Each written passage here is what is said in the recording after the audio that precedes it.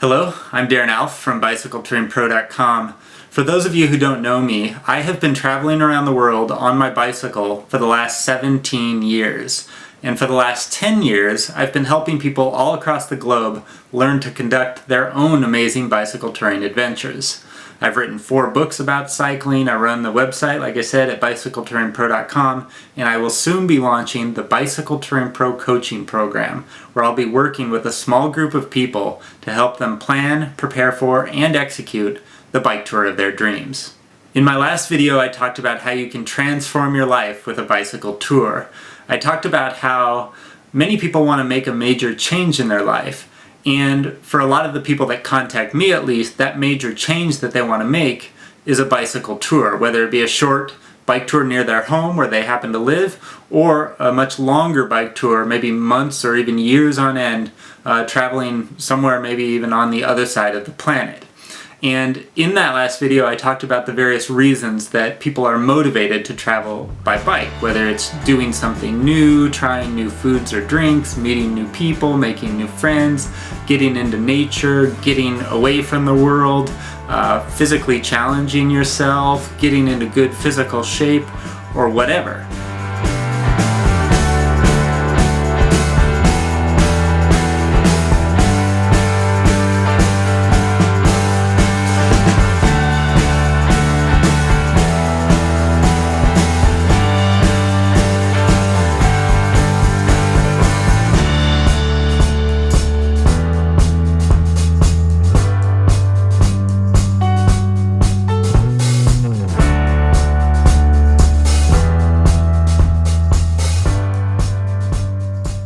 So there are a lot of good reasons to go bicycle touring, but like I mentioned in my last video, many of the people who start out dreaming about doing a bike tour of any length have some fears or objections that they're carrying around with them in the back of their mind that is preventing them, or at least slowing them down, from conducting that bike tour that they've been dreaming about. And I mentioned some of those objections were money, friends and family obligations, work, health issues, or anything else. So today I'm going to talk about some of those objections, and I'm going to give you some tips and tricks that you can use to overcome those objections so that they don't hold you back from conducting that bike tour that you've been dreaming about. Before I do that, however, I want to mention some of my Bicycle Touring Pro readers who I've worked with in the past who came to me with certain fears or objections that they had, but then were able to overcome those fears and objections using some tips and tricks that I happen to give them. First of all, there's James. James came to me.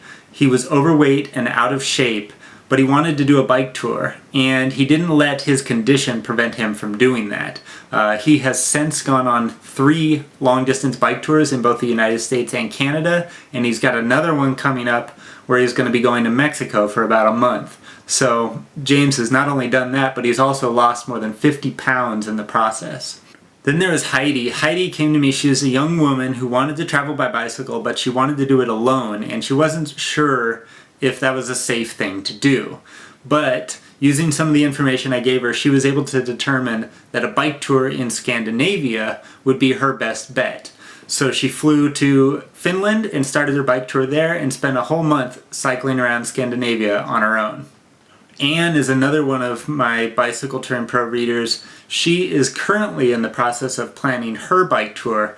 Her reason for wanting to travel by bike is not necessarily a selfish one. She has a friend who is going blind, and she wants to do a bike tour with her friend before her friend loses her sight. So that's her main motivation right now. Her fear is not for herself, but for her friend. Pat and Kat Patterson are a couple you might be familiar with. I've talked about them several times on the website, and I even interviewed them on the Bicycle Touring Pro podcast. They are a retired couple from Southern California who wanted to travel around the world on their bicycles, but they didn't want to do any camping. And they were able to overcome that major objection by figuring out ways to travel with their bike and stay in hotels or hostels or whatever along the way. Finally, there's Ethan. Ethan wanted to go on a bike tour here in the United States, but he didn't want to do it just for some of the other reasons that I mentioned previously, like the physical challenge or getting into nature, etc. He wanted to do this bike tour in order to raise money for a charity that was close to his heart. And not only was he able to complete the bike tour as planned, but he was able to raise over $90,000 for his charity. So I hope you can see, like, there are some people right there that had personal challenges or problems that they were trying to figure out that were unique to their particular bike tour, and they were able to overcome them, solve those problems, and conduct that bike tour that they've been dreaming about. So in my last video I talked about the various objections that people have: money, work, friends and family, pressure, etc., etc. And today I'm going to talk about some of those objections, and I'm going to give you some tips and tricks that you can use to overcome them. So first of all is money. First of all, you got to remember that bike touring is cheap. When you compare it with a lot of other means of travel, traveling by bicycle is very inexpensive. For example, I just had a reader who went on a week-long bike tour in Dubai. He flew from the United Kingdom, flew to Dubai for $350 round trip, then conducted a whole week-long bike tour. It cost about $250. So he came back home from that bike tour having spent just about $650 US total for the entire week-long trip. Now, for most people in the world, if you want to go bike touring, you can probably figure out a way to make $650 over the course of a year or two. So bike touring can be done super cheap, and I've done shorter bike tours, like 2 or 3 or 6 day bike tours near my home that were done for less than $30. So you can go on some amazing bicycle touring adventures for very, very little money, and money should not necessarily be your main excuse for conducting the bike tour you've been dreaming about. The other thing is, most bike tours are 1 to 2 weeks in length. That is the average length of a bicycle tour. Some are shorter and some are much, much longer. The shortest bike tour could be just 2 days and 1 night, a weekend sort of tour. A longer trip could last several years if you're cycling around the world. But for most people, like 1 or 2 weeks is the amount of time that they get off of work every year. So you can use your vacation time to travel by bicycle, and in fact that is what a lot of people do. Based on my conversations with my readers, and also based on my own personal experience, I've discovered that there are 3 main ways that people make the money or raise the money to conduct their bike tours all around the world. The first way that most people do it is they simply raise the money. They save money over a certain period of time, and once they have that money saved, they go off and conduct that bike tour they've been dreaming about. That's the first and most obvious way of doing it, and that's the way most people will approach paying for their bike tour. The other way that people pay for their bike tours is by selling their old stuff. And by that I mean it could be the old clothes in their closet, it could be some old bikes in their garage, it could even be their business or their house. A lot of people have done that, especially if they're doing longer bike tours where they're going to be spending months or even years on the road. So that is the second approach to paying for your trip. Sell some of your belongings. Finally, the last way that people travel by bike and pay for their trips is that they have figured out a way to make money while they're cycling. And this is the approach that I've taken myself. I started my own business. I am able to work and travel at the same time, and as long as I have an internet connection, I continue to make money wherever I am in the world. So that's another way that you can finance your bicycle tours. You can figure out a way to take your job and bring it with you on the road. Okay, so the second big objection that most people have is work. Getting time off of work, finding more time, that sort of a thing. And again, I have to make the point that most bike tours are 1 to 2 weeks in length, which also happens to be the amount of time that most people have off of work each year, 1 to 2 weeks. And in many countries around the world, you get 1 or 2 months off of work. So you have plenty of time to go bicycle touring if you're in one of those places. The second thing is, you can always negotiate. One of the things I've learned from bicycle touring is that everything is negotiable. And that includes your work schedule, the amount of hours, the amount of days that you work, etc. Everything is negotiable. It's not always easy, but it can be done. And so that's something that you should consider is if you don't have enough days off of work right now, maybe that's something that you should start working towards negotiating in the future. Finally, if you're working in a job that requires you to come into the office or the factory or whatever each and every day, it's going to be very hard to find the time to leave that place and go off on that bike tour that you've been dreaming about. And like I mentioned in the money section just a moment ago, one of the ways that you can work and travel is by working and traveling at the same time. Now, you're probably working in a job now where you work but you can't travel. The idea is to move from where you are to where you want to be. And I could talk like for 3 hours about how to do that, but if you're interested in learning like how to get more time off of work, how to negotiate time off of work, or how to take your job on the road, there's a book called The 4-Hour Workweek. It's written by a guy named Tim Ferriss, and this is the book that you have to read if you are currently complaining or struggling with work taking up all of your time. So the third objection that most people have is that they have friends or family who don't support their dream of traveling by bicycle. Oftentimes it can be very easy to convince yourself that a bike tour is a reasonable thing to do and something that you know you can accomplish, but convincing those around you can be even more difficult. So I have 3 tips to help you convince your friends, family members, and loved ones that a bike tour is not only a safe thing to do, but something that's a good idea. So the first thing you got to do is you got to show them that there are other people already doing this. Show them my videos on YouTube, take them to my website, buy my book, The Bicycle Touring Blueprint, and show them the step-by-step instructions that have already been laid out. So all you have to do is follow these steps, and then you're off. Bicycle touring is like a new thing for a lot of people, and if you've never heard about it before, it can seem overwhelming, dangerous, and daunting.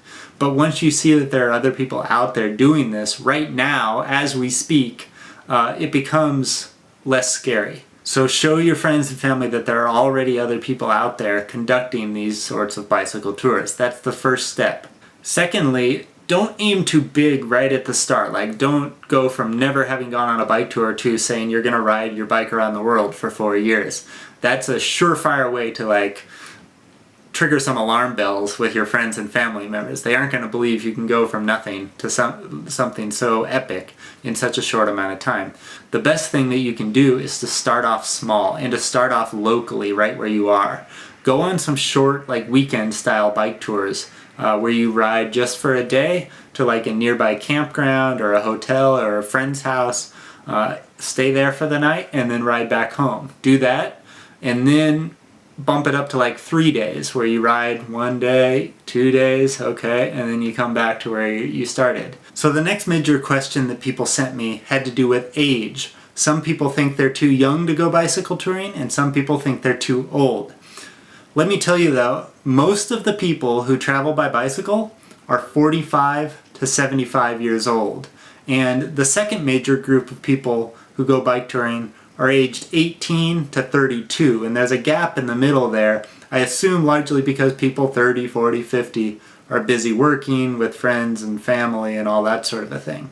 But if you are 70 years old and you think you're too old to go bicycle touring, let me tell you, you are not too old. There are people much older than you who are traveling the world by bicycle. Just yesterday I got an email from a father who is traveling with his 13-year-old daughter, so there's somebody under the age of 18 traveling by bicycle, and I've seen actually several families with babies and kids traveling the world by bike, and there is a large community of older people, retirees, etc., who are traveling the world by bicycle in their 60s, 70s, and 80s. I just today got an email from an 86-year-old who's conducting a solo bike tour. In fact, my first bike tour was at the age of 17. Like, I had just graduated from high school. I had never been away from home for more than a day or two in my entire life. Like, my first bike tour was the first time I ever went out into the world. So at age 17, that was quite a big challenge for me. But like I said, there are people much younger than 18 traveling by bicycle, and there's people much older than 75 traveling by bike. So I hope that gives you some comfort, knowing that there are people of all ages traveling the world by bicycle. Another major objection that people have to traveling by bike is health. A lot of people have health problems. that they're facing, and they don't know if bike touring is either a good idea or if they can overcome that health problem and conduct that bike tour that they've been dreaming about. Let me start off by telling you that if you can ride a bike or a tricycle, you can go bicycle touring. Like, if you can ride around your neighborhood, you can ride around the world. Over the years, I've helped people with all sorts of disabilities and health conditions, people who are blind, people who are deaf, people who had diabetes, who had cancer, heart attacks, people who are grossly overweight. All of these people have figured out a way to work within their own condition and still go on that bike tour that they were dreaming about. And I think you can do it too. Of course, I'm not a doctor and I don't know your unique situation, but I think you should have some comfort in knowing that there are other people out there like you who are traveling by bicycle. Finally, I should mention that bicycle touring could be just one of the best things that you could do for your health.